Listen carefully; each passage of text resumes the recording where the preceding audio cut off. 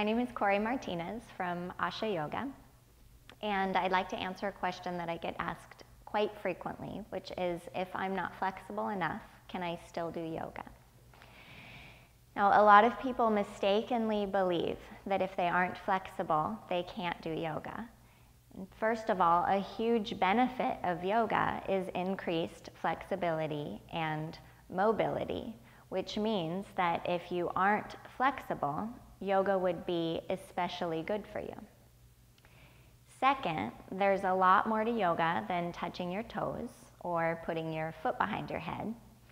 So if you're not flexible, yes, you absolutely can still do yoga.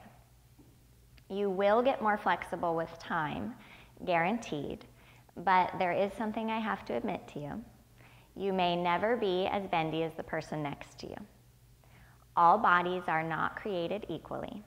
My body, for example, has always allowed me a fair amount of mobility.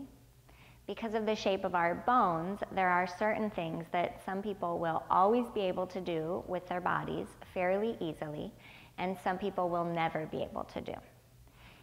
Now, this doesn't mean there isn't a lot of transformation that can be made for everyone. The physical practice of yoga will have a profound effect on how your body feels and how it can function. There is a lot of dysfunction in our bodies that we were not born with, but that have occurred from habitual, repetitive, physical misuse, as well as physically holding the emotional stress that most of us navigate through on a regular basis. So I want to reassure you that all of the teachers I train and all of the teachers at Asha Yoga understand that our bodies are different. We don't expect everyone to be the same, or to be able to do every posture in the same way, or even to be able to do every posture. The best thing you can do to address your inability to do a pose is to accept the body you have in this moment and work from there. So use your effort and attention to make a difference in the body you have, rather than to struggle and force yourself to be like a body you wish you had or used to have, or like the body next to you.